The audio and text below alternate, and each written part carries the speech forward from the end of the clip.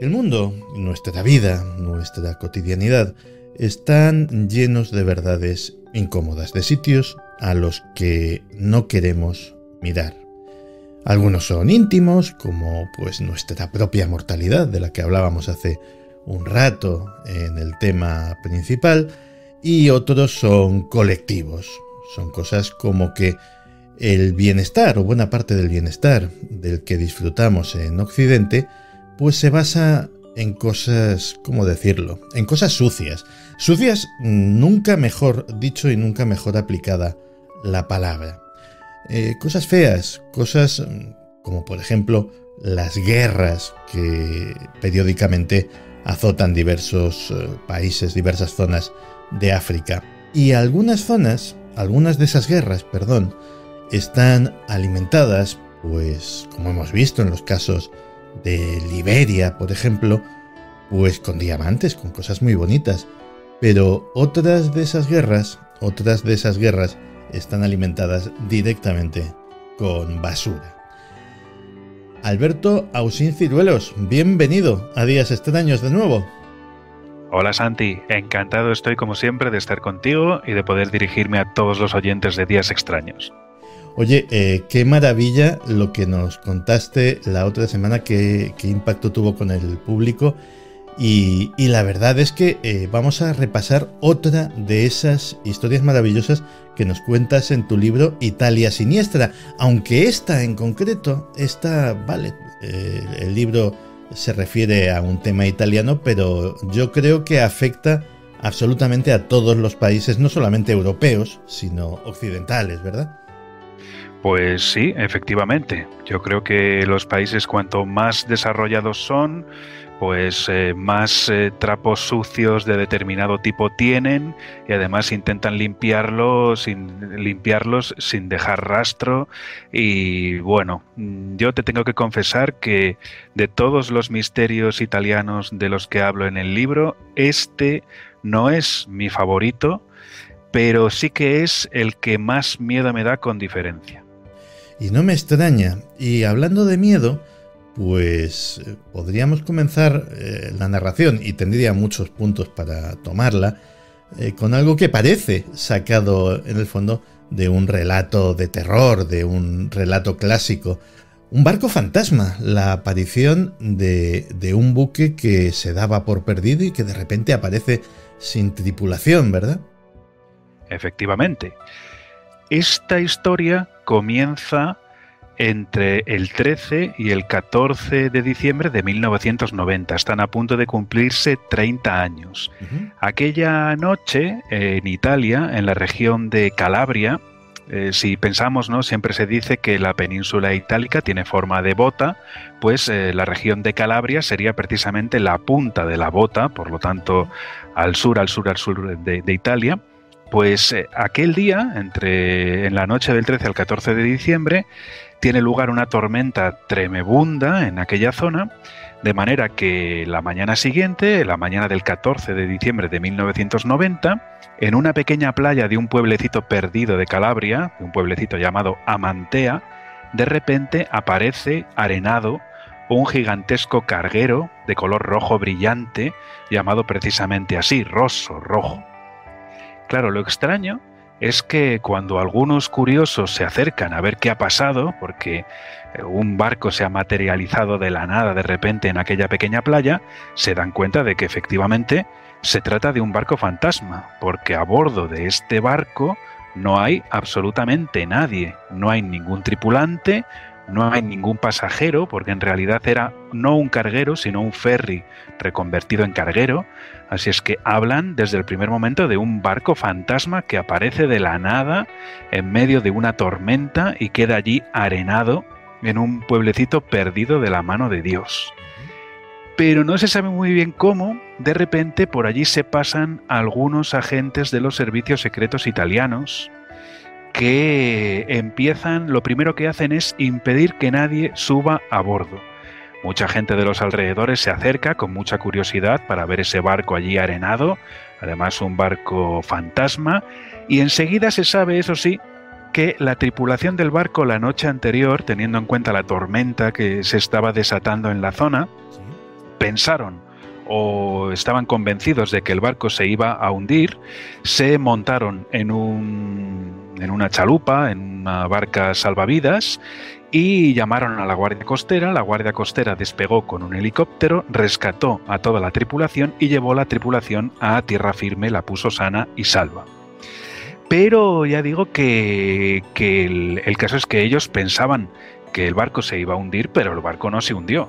La tormenta lo arrastró hasta la playa y allí quedó el barco arenado. Y estas mismas autoridades que impidieron desde el primer momento que nadie subiese a bordo del carguero Rosso, se pusieron inmediatamente en contacto con una compañía de rescate en alta mar, una compañía holandesa con sede en Rotterdam llamada Smit-Tak.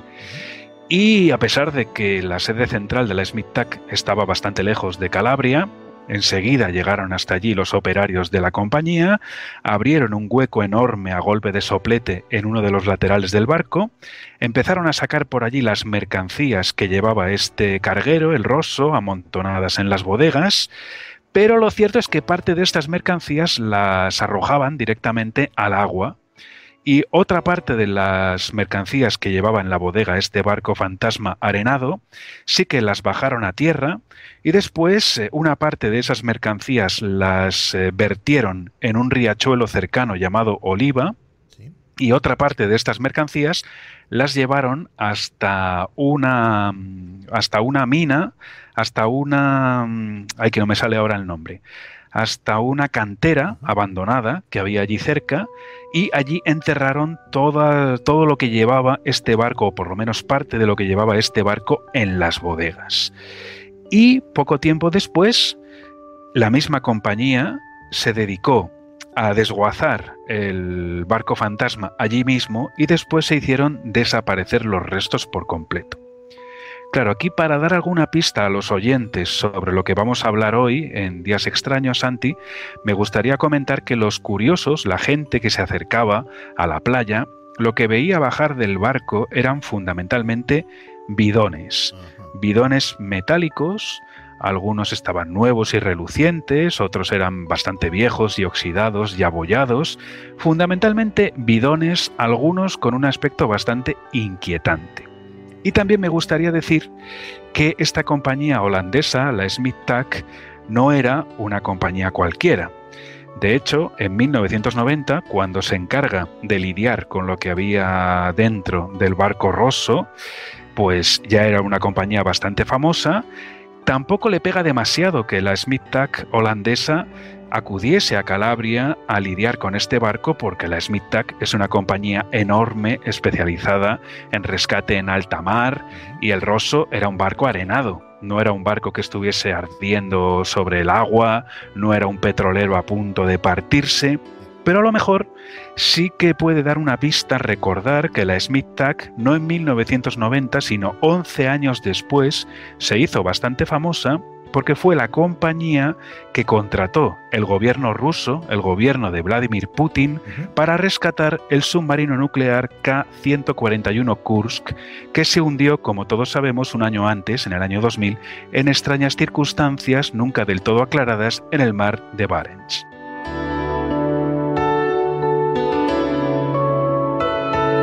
Y es que en el mar pasan cosas extrañas. Hay un libro maravilloso, precisamente de una periodista italiana, Loretta Napoleoni, que cuenta cómo las aguas internacionales son objeto de toda clase de actividades ilegales, de actividades ilícitas. Y cuando hablamos de actividades ilegales en el mar, pues pensamos en tráfico, sobre todo de armas, de drogas, de seres humanos, cosas que van y vienen en contenedores más o menos clandestinos, en esos grandes barcos cargueros, en esos grandes barcos de contenedores, pero hay un tráfico mucho más siniestro, mucho más peligroso y prácticamente desconocido, ¿verdad? Así es, Santi. Muy bien dices que todos sabemos, somos conscientes de que en el mundo existen muchos tráficos ilegales enormemente lucrativos, como por ejemplo el tráfico de drogas o narcotráfico, el tráfico de armas, evidentemente, como decías tú, el tráfico de seres humanos, también un tráfico menos conocido, que es el tráfico de animales salvajes. Cierto. También el tráfico de hidrocarburos, el tráfico ilegal de petróleo, que a todos nos hace falta el petróleo para muchas cosas y si se puede conseguir sin pagar impuestos, pues mejor. Y luego todos estos tráficos generan enormes cantidades de dinero negro que a su vez produce un tráfico de dinero negro porque de alguna forma hay que lavar ese dinero y hay que convertirlo en dinero limpio de polvo y paja. Pero efectivamente, en esta cuestión sobre la que vamos a hablar hoy, vamos a hablar de un séptimo tráfico ilegal que seguramente, como dices tú, es probablemente el menos conocido, el más secreto, el más peligroso y quizás también el más lucrativo. Y es que vamos a hablar de tráfico de residuos, sobre todo de residuos peligrosos y altamente tóxicos, altamente contaminantes. Porque todos sabemos que las grandes fábricas, la industria pesada e incluso, como no, las centrales nucleares generan pues electricidad, bienes de consumo de todo tipo, pero también mientras producen todas aquellas cosas, pues crean un montón de residuos que de alguna forma hay que tratar. Me estoy refiriendo a medicamentos caducados, dioxinas, metales pesados, amianto, pesticidas, los restos biológicos de los hospitales, disolventes, aceite industrial usado. Y ya digo que también las centrales nucleares generan residuos extraordinariamente peligrosos, que son, claro, la escoria radiactiva y, pues, en fin, las centrales nucleares y también los reactores experimentales de la industria, los hospitales, la industria farmacéutica, generan cada año miles de toneladas de escoria radiactiva de baja, media y alta actividad. Claro, lo ideal sería creer que todos estos residuos se manipulan, se mueven y se almacenan como es debido, pero también sabemos todos que no vivimos precisamente en un mundo ideal. Pues no, la verdad, y es curioso cómo esa es una de las cosas a las que decía que tendemos a desviar la vista. Vivimos, nuestra vida genera recursos constantemente. Algunos se van pues cuando tiramos de la cadena del retrete, otros desaparecen de nuestra vista en el contenedor de la basura y no queremos ser conscientes de que todo eso a fin de cuentas es peccata minuta, lo que se produce en un hogar, pero lo que produce una sociedad es tremendamente peligroso en muchos casos y tiene que disponerse de ello de alguna forma. Y efectivamente, como decías, hay un gran tráfico, hay un gran negocio en disponer de ello de la peor forma posible. Y hablas en tu libro de una compañía italiana que decías que se encarga de lidiar con la peor escoria de ambos tipos, humana y radioactiva, la Jelly Wax. Efectivamente, aquí para ir hablando un poco más sobre esta cuestión, tenemos que empezar a hablar de alguno de los protagonistas de esta historia, y uno de los protagonistas, sin lugar a dudas, es una compañía que tenía sede en Milán, la Jelly Wax, que se encargaba del transporte y del tratamiento, o al menos en teoría, de toda clase de residuos tóxicos peligrosos y muy probablemente también de residuos radiactivos. Claro, esta compañía creó un negocio, digamos, redondo. O sea, su idea era, nosotros vamos a recoger residuos tóxicos, radiactivos, enormemente contaminantes, vengan de donde vengan. Pueden ser de Italia, sobre todo del norte de Italia, donde está la industria más puntera del país, pero también pueden ser residuos de Francia, o de Alemania, o de Holanda. A nosotros nos da exactamente lo mismo. Lo que vamos a hacer es cargar barcos enormes con todos estos residuos y luego lo que vamos a hacer es mandar estos barcos a países en vías de desarrollo o países en guerra o países del tercer mundo y vamos a dejar allí los residuos a la intemperie tal cual. Estoy hablando de mediados de los años 80 del siglo XX aproximadamente. Entonces, claro, pues efectivamente mucha gente, muchos industriales, muchos empresarios y seguramente muchos estados dijeron, bueno, pues a nosotros no nos importa demasiado qué va a hacer esta compañía, la Jelly Wax, con la escoria, pero sí que nos importa deshacernos de ella a buen precio, con lo cual efectivamente nosotros le damos a esta compañía nuestros residuos y también una enorme suma de dinero. Ellos recogen esta escoria y nosotros ya nos desentendemos de la cuestión.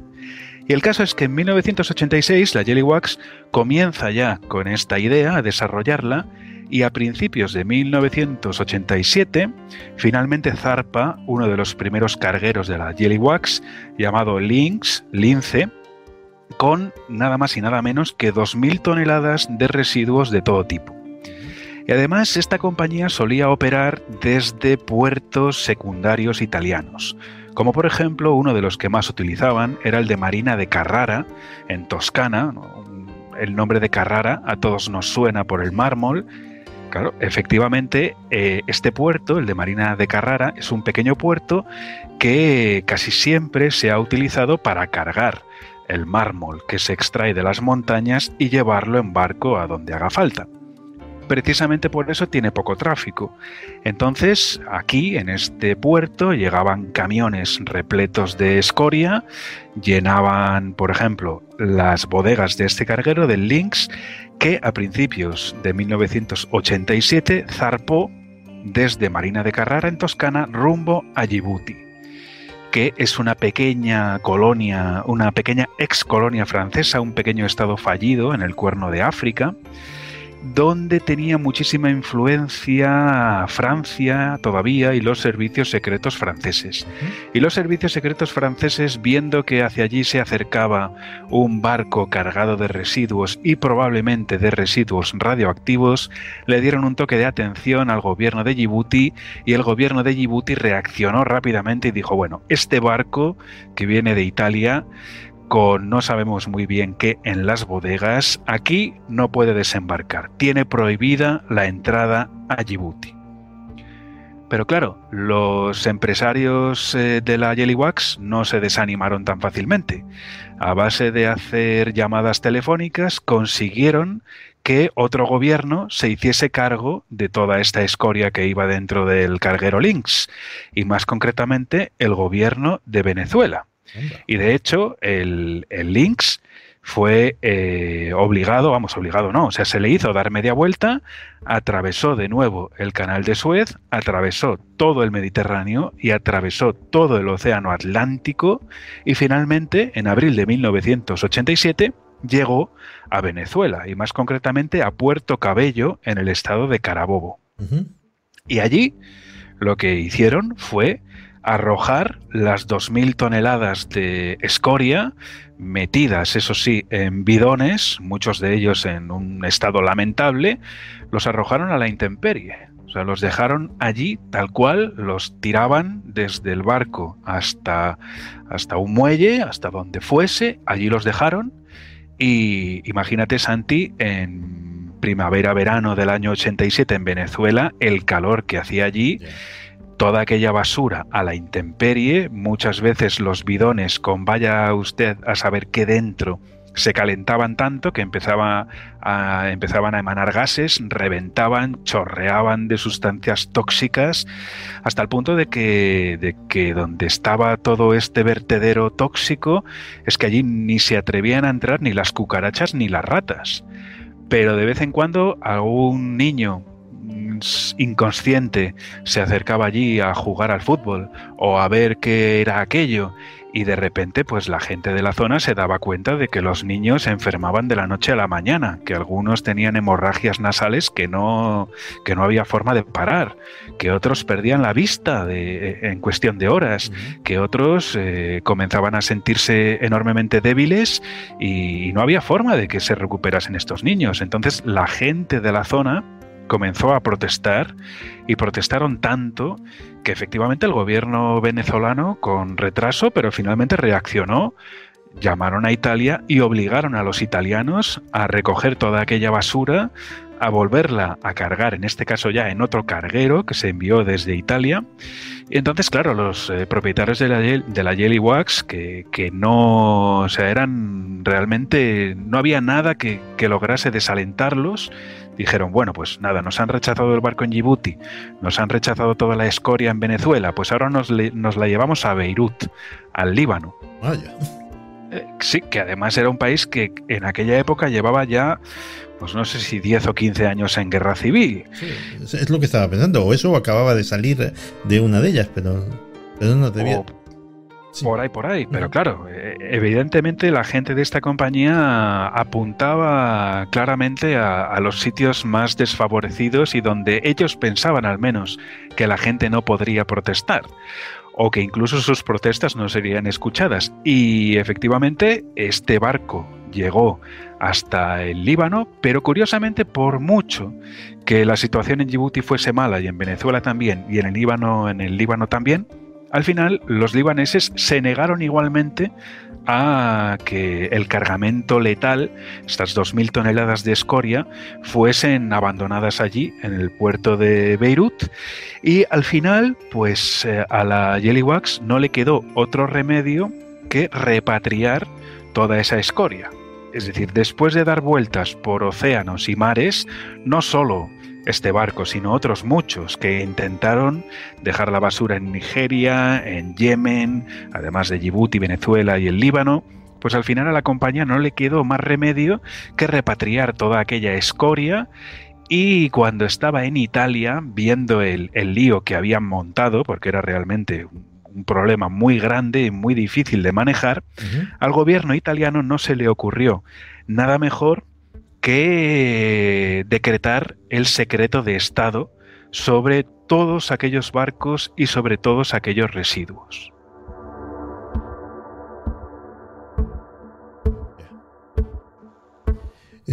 Oye, de todas formas, decías Venezuela, decías Líbano, pero posiblemente el país más conflictivo ahora mismo, o en aquellos momentos también, de África, era Somalia, y justo en Somalia es donde empiezan a aparecer o empiezan a centrarse la actividad de estos barcos de la muerte, ¿no? Efectivamente. Esta historia realmente, Santi, es muy compleja porque efectivamente Somalia es un estado fallido desde principios de los años 90. Además, Somalia era una antigua colonia italiana. De hecho, mucha población somalí hablaba y continúa hablando italiano. Sí. Y claro, la cuestión está en que la compañía Jelly Wax al final, digamos que en cierta medida se aparta ya de este tipo de negocios, pero hay quien dice, bueno, esto del tráfico ilegal de residuos del tipo que sea y de residuos radiactivos es realmente un negocio redondo y no nos lo podemos dejar escapar. Para que los oyentes entiendan bien cómo funciona esta cuestión, basta con pensar en una industria pesada del tipo que sea. Claro, tú generas, digamos, qué sé yo, mercurio, plomo, dioxinas, unos residuos que tú tienes que tratar de alguna forma. Y de hecho hay empresas especializadas completamente legales que con luz y taquígrafos, a cambio de una cierta cantidad de dinero, recogen esa basura, la transportan como es debido, la tratan como es debido y la almacenan como Dios manda. Pero claro, imagínate, Santi, que tú eres el propietario de una de estas empresas y una empresa legal te dice que para tratar con la escoria que has generado ese año, pues te va a cobrar 100 euros por tonelada. Pero al cabo de unos días, tú estás haciendo tus cuentas, llama a tu puerta un individuo o una individua, que también hay, un poco extraño, que te dice que te va a hacer exactamente el mismo trabajo, en vez de por 100 euros por tonelada, por 30 o 40 euros por tonelada. Pero es que además te dice que no te vas a tener que preocupar de nada. O sea, que tú le pagas el dinero que le tienes que pagar por tonelada y le das los residuos y ni siquiera hace falta que le firmes un papel. Oh, mira. Claro, Qué discreto. Claro, es una ventaja adicional, ¿no? Y si tú no tienes muchos escrúpulos y dices, oye, pues mira, es que me sale mucho más barato, y además es que la contraparte, la persona que te visita, su lema es: nosotros nos ocupamos de todo, de absolutamente todo. Tú no te tienes que preocupar de nada, de nada. Ni me firmas un papel ni nada. Tú me pagas, yo cojo la basura y ya no te tienes que preocupar de nada. Ya me preocupo yo de lo demás. Eso, y de hecho, eso era como lo de Tony Soprano, que se dedicaba a la gestión de residuos. Efectivamente. Y te gestionaba todo. Efectivamente. Es que, claro, es que en realidad la serie Los Soprano y la familia Soprano se inspira en una de las 5 grandes familias de Nueva York. Y yo creo que es, ahora mismo no lo recuerdo, yo creo que es la familia Lucchese, cuyo principal negocio desde siempre ha sido precisamente ese, ¿no? El de gestionar los residuos, la basura, porque es un negocio realmente muy, muy, muy lucrativo.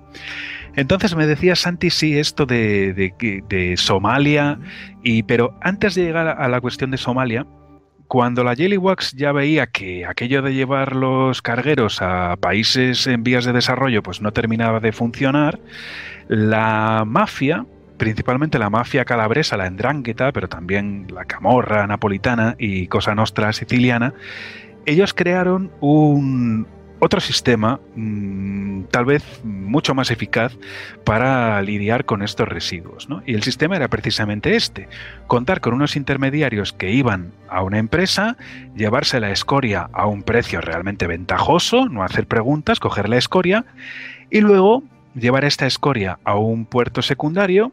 Y antes de que la escoria llegase al puerto, los mafiosos ya habían comprado un viejo carguero oxidado, el típico carguero que tiene un metal, ¿no?, del casco del grosor de una cuchilla de afeitar. Llenaban estos cargueros con la escoria, después hacían navegar estos cargueros un poco, siempre dentro de las aguas territoriales italianas, y después de navegar unas pocas millas náuticas, hundían el barco. Tal cual, con toda la escoria dentro. ¿Qué podía haber dentro? Absolutamente de todo. Desde basura industrial, altamente contaminante, hasta residuos radioactivos de alta intensidad. Esto es casi imposible de saber.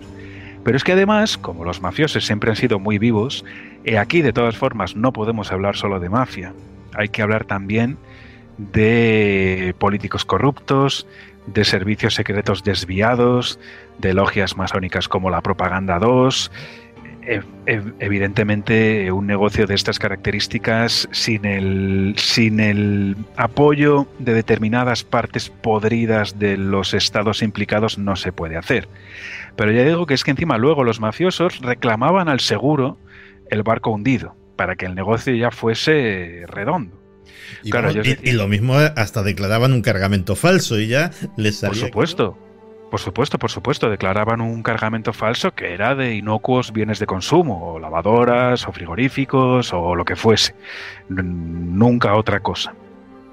Entonces, claro, este negocio empezaba a ser muy lucrativo, realmente muy lucrativo. Y además es que no quedaban apenas huellas de estos crímenes, porque las tripulaciones que iban a bordo muchas veces ni siquiera sabían qué llevaban en las bodegas, pero luego normalmente daban la voz de alarma, eran rescatados y desaparecían sin dejar rastro.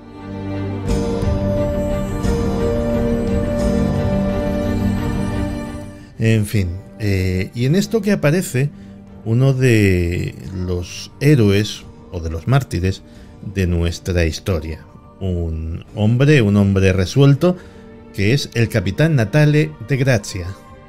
Efectivamente, Natale de Grazia, que era un hombre apasionado del mar, un auténtico lobo de mar, que empieza a investigar y a tirar del hilo de todo este tráfico ilegal de residuos radiactivos y tóxicos, porque él era capitán de navío. Y además era un hombre muy experimentado, porque entre 1981 y 1983 él se había dedicado principalmente a la marina mercante como capitán y miembro de la tripulación de petroleros y de cargueros. Pero después pasó a la marina militar italiana, llegó a ser capitán de navío y precisamente por su experiencia él formaba parte, Natale de Grazia, de un grupo de investigación formado por jueces, por fiscales y por policías que estaban tras la pista de todo este tráfico ilegal de sustancias tóxicas y radiactivas. Porque claro, un policía o un juez, incluso un fiscal, pues pueden saber mucho sobre el caso que están tratando, pero Natale de Grazia tenía muchísima experiencia desde el punto de vista práctico y además él conocía perfectamente cómo era cada barco que surcaba el mar, cómo eran los tratos y los contratos de las grandes compañías con las compañías de los armadores de los barcos. Tenía muchísima experiencia y él en realidad sospechaba sobre varias cosas. En primer lugar, estaba detrás de estos barcos que se hundían de forma misteriosa y él pensaba que estaba claro que aquellos barcos, que aquellos hundimientos no eran normales. Él había localizado al menos 30, casi 40, desde que empezó a investigar en este grupo, había localizado ya 40 barcos sospechosos hundidos a lo largo y ancho de la costa italiana. Y él estaba convencido de que esos barcos se habían hundido a propósito con las bodegas llenas hasta arriba de residuos de todo tipo. Y empezamos esta narración, Santi, con cuando el carguero Rosso se arena en Calabria, pero es que en ese momento, en 1990, Natale de Grazia no formaba parte todavía de este grupo de investigación. Pero claro, habría que preguntarse, ¿y no sería que el Rosso, este barco que se arenó, que supuestamente se estaba hundiendo según su tripulación, no sería que aquel barco iba hasta arriba de residuos tóxicos y radiactivos y desgraciadamente no se hundió, desgraciadamente para estos delincuentes? Se quedó allí arenado y precisamente por eso lo que hicieron las autoridades y los servicios secretos fue contactar con la SMITAC, que era una de las pocas compañías que entonces eran capaces de tratar con residuos radiactivos, como se demostró unos años después cuando ellos mismos rescataron el Kursk.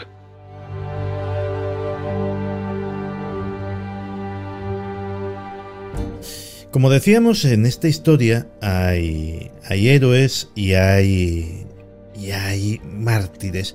Y dos de ellos son una periodista y un cámara de la RAI que se presentan en mitad de la guerra de Somalia y empiezan a encontrar cosas que no se esperaban. Pues así es, Santi. Dentro de los tres héroes sobre los que vamos a hablar en esta historia, yo siento auténtica predilección, casi devoción, por una periodista llamada Ilaria Alpi, nacida en Roma, y también, como no, por el cámara que acompañaba a Ilaria Alpi, que se llamaba Miran Robatin, que era ítalo-esloveno, y que además era un camarógrafo muy experimentado, porque él estuvo en la guerra de los Balcanes, allí en primera línea. Y la propia Ilaria Alpi era una periodista de pura raza, muy tenaz, muy inteligente, que además sabía perfectamente árabe, además de francés, inglés e italiano, y tenía bastante experiencia dentro del mundo árabe. Uno de sus primeros destinos fue en El Cairo, y ya cuando comenzó el colapso en Somalia, cuando comenzó la guerra civil en Somalia a partir de 1991, ella ya estuvo allí presente sobre el territorio y pues vio y grabó absolutamente de todo. En aquel momento Somalia era un estado fallido que se estaba desangrando en una guerra civil tremebunda entre dos señores de la guerra, fundamentalmente. Uno era Ali Mahdi Mohamed, que era el presidente del gobierno desde 1991, y su principal opositor era Mohamed Farah Aidid, que era un general del ejército somalí, que además es muy famoso, seguro que les suena a todos los oyentes de Días Extraños, porque aparece citado muchas veces en la película de Ridley Scott, Black Hawk Derribado. Y de hecho, Ilaria Alpi estaba presente en Somalia en 1993, en octubre, cuando los estadounidenses intentaron capturar a Mohamed Farah Aidid. Porque en Somalia, durante toda la guerra civil, por lo menos hasta 1994, hubo un intento por parte de las Naciones Unidas de intentar allí mediar por la paz en una operación llamada Restaurar la Esperanza, pero los estadounidenses, sin ir más lejos, en realidad no estaban demasiado dispuestos a restaurar la esperanza. Ellos querían restaurar la esperanza y terminar con la guerra civil intentando matar a uno de los dos contendientes, que era Mohamed Farah Aidid. Claro, estos dos señores de la guerra se estaban machacando entre ellos con unos armamentos increíbles, modernos, pero además con unos arsenales gigantescos, descomunales. Y Hilaria Alpi y su cámara, Miran Robatin, estaban detrás de una turbia compañía italo-somalí llamada Shifco y estaban viendo un poco a ver qué papel tenían los estados occidentales y los estados que pertenecían a esta misión de la ONU dentro de esta guerra. Porque Hilaria Alpi sospechaba que los países de la ONU involucrados en esta misión internacional Restaurar la Esperanza no estaban en Somalia solo para intentar que la guerra no arrasase por completo el país, sino que ella sospechaba que además estos países se dedicaban a venderle armas a estos dos señores de la guerra bajo cuerda, ¿no? Y además, pero claro, la pregunta sería, ¿y a cambio de qué? Es decir, estos señores de la guerra, ¿cómo podían pagar a los estados occidentales por esas armas que evidentemente tenían y que estaban usando los unos contra los otros? Pero el caso es que Hilaria Alpi y su cámara Miran Robatin algún paso en falso debieron dar, algún error grave debieron cometer, porque fueron asesinados en Mogadiscio, la capital de Somalia, el 20 de marzo de 1994, apenas a 100 metros de distancia de la embajada de Italia en Mogadiscio. Y desde un primer momento no se sabía muy bien por qué habían muerto la periodista y su cámara de televisión, porque las hipótesis eran varias. Pero digamos que en líneas generales en Italia, donde se recibieron los cadáveres con todos los honores, pero dijeron que, hombre, que en 1994 los estadounidenses ya habían abandonado Somalia, el país estaba al borde del caos más absoluto, la misión de la ONU había fallado, todos los contingentes de la ONU se estaban retirando y que era muy peligroso estar allí. Dijeron incluso las autoridades que seguramente pues fue una banda de somalíes desarrapados que intentaron secuestrar a la periodista y a su cámara, pero que el secuestro salió mal y pues desgraciadamente ambos murieron. Y bueno, pues ir a Somalia pues tenía riesgos muy graves y tanto Hilaria Alpi como su cámara pues pagaron el precio más caro por estar en el sitio menos indicado.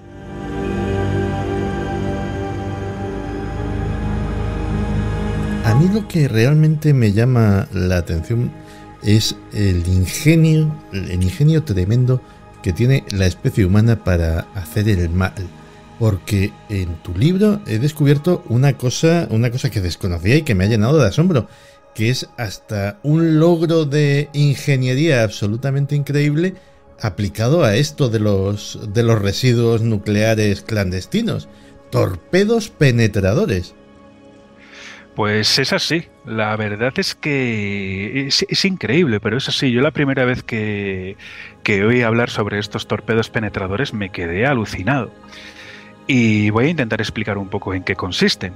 Y en realidad aquí tiene que volver a salir a la palestra el capitán de navío Natale de Grazia, porque fue él el que descubrió en qué consistían exactamente estos torpedos penetradores. Esto viene todo a partir de un control rutinario de la policía. Detienen a un hombre que no tiene ningún aspecto extraño, no parece un criminal. Revisan un poco los documentos que llevaba, porque principalmente llevaban documentos, y entonces los policías se asustan mucho porque dicen, bueno, pero ¿este hombre quién es? Porque acabamos de sacar aquí de este maletín unos planos técnicos de unos misiles, de unos torpedos.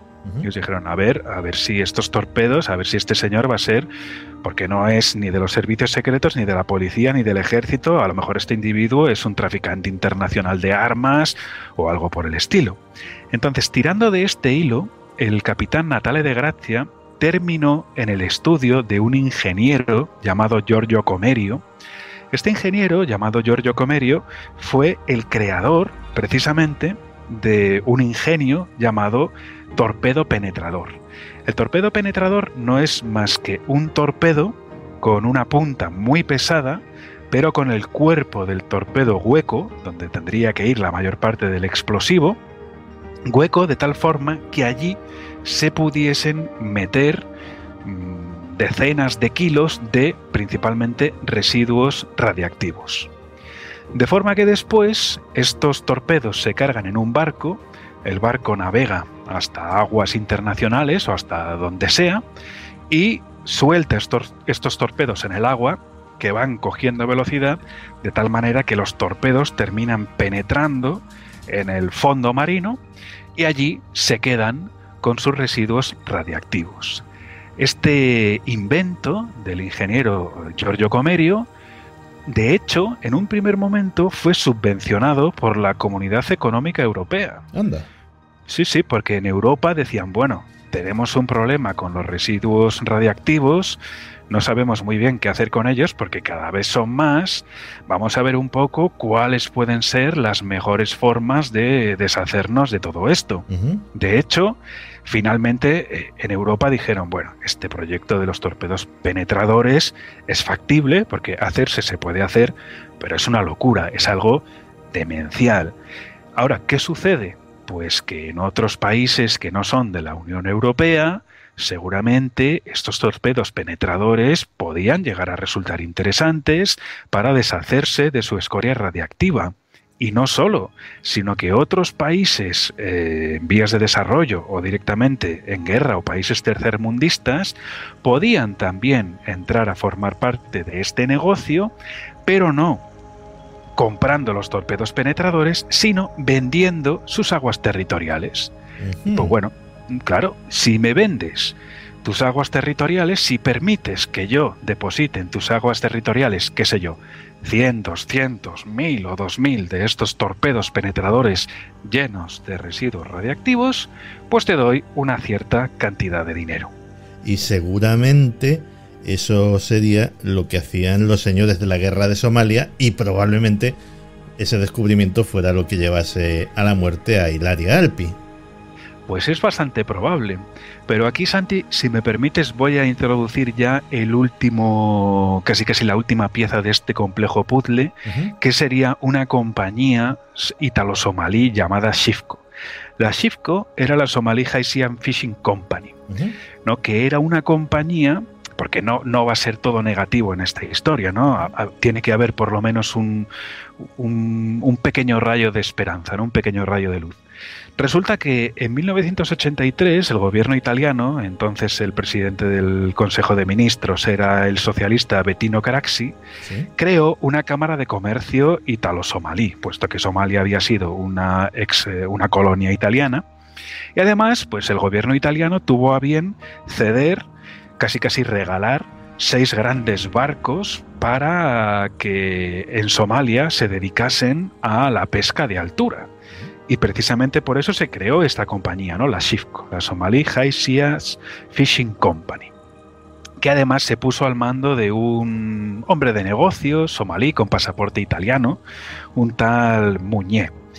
Y bueno, pues genial, la idea era genial, ¿no? Estos barcos navegan por Europa, porque además pasaban por toda Europa, pasaron por España, pasaron por Francia, pasaban por Italia, por Oriente Próximo, allí se dedicaban teóricamente a pescar y después llevaban este pescado hasta Somalia, o también podían pescar en Somalia y después llevar el pescado a venderlo en otros lugares del mundo.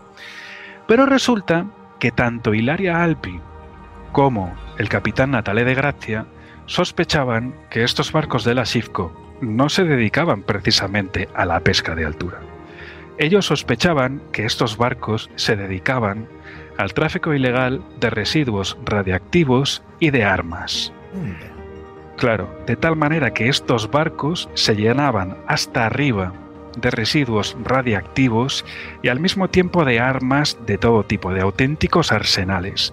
Después estos barcos navegaban hasta Somalia, y más concretamente hasta Mogadiscio, pero no solo, y entonces allí los señores de la guerra se hacían cargo de ambos cargamentos.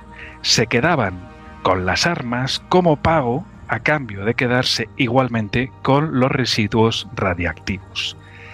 ¿Qué tenían que hacer después con estos residuos? Pues ya eso lo podían decidir ellos. Tal vez, utilizaban los torpedos penetradores para hundirlos en sus aguas territoriales, o tal vez, por ejemplo, otro plan de cooperación internacional entre Italia y Somalia fue la construcción de una carretera de casi 300 kilómetros de largo entre Garoe y Bosaso. En medio de la nada, vaya, en medio del desierto. Hay sospechas, seguramente tanto Natale de Grazia como Ilaria Alpi pensaban que debajo de esa carretera era uno de los lugares donde los señores de la guerra y los servicios secretos italianos se dedicaban a ocultar toneladas y toneladas y toneladas de residuos radiactivos. Y seguramente Ilaria Alpi fue asesinada precisamente porque algo encontró, de hecho tuvo la oportunidad de visitar un barco de la Shifco que fue capturado por un sultán que había al norte de Somalia, precisamente en Bosaso, que no tenía nada que ver con la guerra civil que se estaba desarrollando principalmente en Mogadiscio. Ella, en cuanto se enteró de que este sultán había secuestrado uno de los barcos de la Shifco, fue allí a ver qué contenía exactamente aquel barco y al día siguiente fue asesinada junto a su cámara. Pero es que además, Santi, es muy curioso porque cuando los cuerpos de Ilaria Alpi y de Miran Hrovatin fueron repatriados de Somalia a Italia, se perdieron un montón de cosas en el trayecto. Para empezar, se perdió el certificado de defunción de ella, de la periodista Ilaria Alpi. Se perdieron la mayor parte de los cuadernos de notas que ella utilizaba para apuntar sus investigaciones periodísticas. Y se perdieron la mayor parte de las cintas de vídeo que había grabado durante unos cuantos días el camarógrafo de Ilaria Alpi.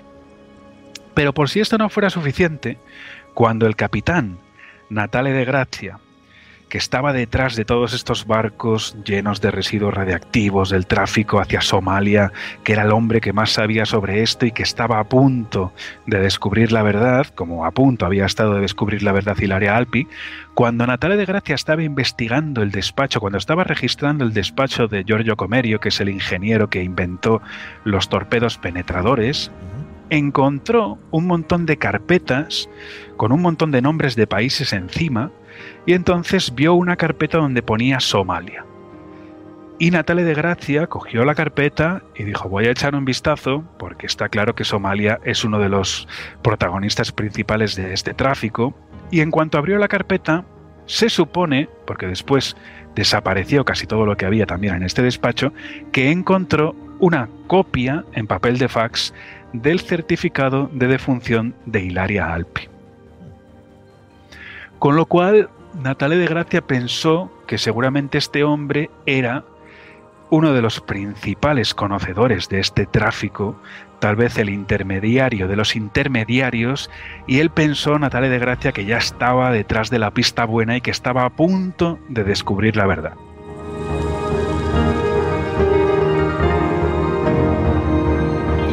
El capitán de Gracia tampoco terminó demasiado bien, ¿no? No, por desgracia, el capitán Natale de Grazia terminó francamente mal, porque cuando estaba a punto de descubrir la verdad, Natale de Grazia tenía claro que estaba luchando contra un monstruo.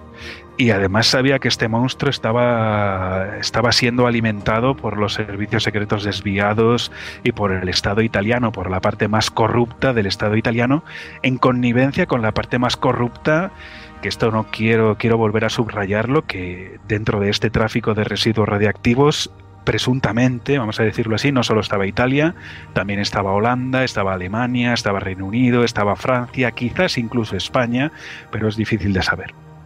Natale de Grazia recibió en 1995 un soplo. En diciembre de 1995 alguien le dijo que en un puerto de La Spezia, que es una región que es una ciudad, que está en la región de Liguria, estaba a punto de zarpar uno de estos barcos. no se sabía muy bien si uno de estos barcos, no un barco de la Shifco, sino uno de estos barcos que después normalmente se hundía de forma misteriosa en cualquier parte. Y entonces él, en cuanto tuvo esta noticia, se montó en un coche con 2 carabinieri, dispuesto a viajar toda la noche para llegar hasta el puerto de La Spezia a ver si era capaz de detener, de pillar con las manos en la masa uno de estos barcos repleto de residuos radiactivos. Pero lo que ocurrió es que el capitán de Grazia junto a los 2 agentes de los carabinieri pararon a cenar en un restaurante de carretera. Allí estuvieron cenando tranquilamente, volvieron al coche, volvieron a la autopista y de repente el capitán Natale de Grazia empezó a encontrarse mal y a los pocos minutos allí murió en el coche. Qué casualidad. No se sabe. Pues ya ves, qué casualidad, no se sabe muy bien por qué. De hecho, hay enormes dudas también en torno a la autopsia que se realizó al cadáver de Natale de Grazia. De hecho, se le realizaron 2 autopsias. Las 2 autopsias las realizó el mismo médico forense, que es un poco extraño esto ya. La mujer del capitán Natale de Grazia nunca recibió, tardaron más de 12 años en entregarle un informe por escrito de la autopsia que le realizaron a su marido. Y además, la causa de la muerte era así como muy genérica, ¿no? Una causa de la muerte que no se terminaba de entender demasiado bien, ¿no? Una especie de ataque al corazón, pero sin especificar nada más. Y lo que está claro es que con la muerte de Ilaria Alpi, con la muerte de Miran Robatin y con la muerte de Natale de Grazia, murieron casi todas las posibilidades de aclarar algo sobre todos aquellos barcos de la muerte, tanto los cargueros que conseguía la mafia y que después hundía, como de los barcos de la Shifco, porque aquellas personas que habían estado rozando la verdad, siempre en extrañas circunstancias, fallecieron. Pues como epílogo me gustaría que comentásemos una cosa, porque siempre que has venido aquí he hecho esa reflexión, que es que Italia y España se parecen pues a lo mejor mucho más de lo que nos gustaría a ambos, y hay un fenómeno que aquí se da de vez en cuando, que es que, oye, sobre todo en verano, resulta que algún tipo de vertedero no muy legal pues se prende fuego. Ha pasado en diversas provincias, en Galicia, en Madrid, en diversos lugares de España. Y en Italia viene a pasar más o menos lo mismo, pero casi multiplicado a la enésima potencia. Pues desgraciadamente es así. Es una realidad tremebunda, pero que hay que contar.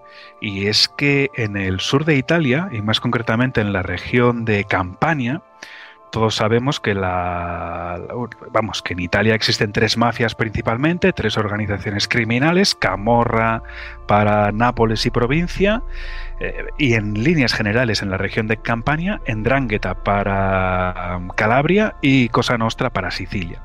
Bueno, pues resulta que en Campania, a partir del año 2001, pero ya antes, pero a partir del año 2001, digamos que todo esto de los barcos de la muerte era un tipo de negocio que ya empezó a declinar. Y empezó a declinar, entre otras cosas, porque los sistemas GPS eran cada vez más avanzados, porque hundir los barcos ya no era tan fácil. Y entonces llegó un clan mafioso, un clan que teóricamente por su zona, en la provincia de Caserta, tendría que es siempre Campania, tendría que pertenecer a la Camorra, pero que en realidad es un clan, el clan de los Casalesi, que es muy famoso a partir del libro, se hizo muy famoso a partir del libro Gomorra de Roberto Saviano. Pues este clan, que está en conexión directa con Cosa Nostra, ellos dijeron, bueno, pues esto de los barcos ya no empieza a ser rentable, pero lo de los residuos tóxicos y radiactivos sigue siendo muy rentable. Entonces, ¿qué vamos a hacer? Lo que vamos a hacer a partir de ahora es sencillamente coger todos los residuos que hagan falta y los vamos a dejar en cualquier sitio. Aquí, en nuestro propio territorio, lo único realmente importante es que sea un territorio controlado por el clan, de manera que nadie hable, que la omertad sea la que impere y nadie se atreva a decir una palabra. Y de esta forma llenaron almacenes, canteras, minas, y lo que es peor, llegó un momento en el que todo eso estaba tan lleno que lo que hacían, y siguen haciendo por desgracia, es lo que aquí en Italia se llama Terra dei Fuochi, es decir, la tierra del fuego. Lo que hacen es coger descampados enormes y lo llenan con todo tipo de basura. Con todo tipo de basura que se nos ocurra, de la industria pesada, dioxinas, amianto, tal vez incluso residuos radiactivos, esperemos que no, pero lo llenan con todo tipo de basura y cuando está tan lleno que ya no cabe más, lo que hacen es pegarle fuego a toda aquella basura. Pero es que además se coordinan de forma que prenden 10, 12 o 15 fuegos al mismo tiempo para que los bomberos no puedan extinguir los incendios. Y en el momento en el que le han pegado fuego a esto, gracias a esos incendios, se libera una parte de aquel vertedero a cielo abierto completamente ilegal que puede volver a ser llenado una y otra vez, y cuando está hasta arriba se le vuelve a pegar fuego y así sucesivamente. Y ya si me lo permites, Santi, para terminar, me gustaría decir que al menos 7 de los barcos hundidos, siempre en circunstancias extrañas, a los que Natalia de Gracia les estaba siguiendo la pista, al menos 7 zarparon de puertos españoles en su último viaje, antes de desaparecer para siempre. Y varios de estos, además, zarparon curiosamente de puertos bastante cercanos a algunas de las centrales nucleares españolas. Así es que, bueno, no sé si en España, más tarde o más temprano, saldrá alguien tan valiente como Natalia de Gracia, como Hilaria Alpi o como Miran Robatin, pero en cualquier caso, si alguien tiene ganas de investigar por ahí, que sepa que este negocio sigue estando activo y muy activo. Es tal vez el tráfico más siniestro y más secreto de los que existen actualmente en el mundo. Y tirar de este hilo y destapar esta manta es realmente muy, pero que muy peligroso.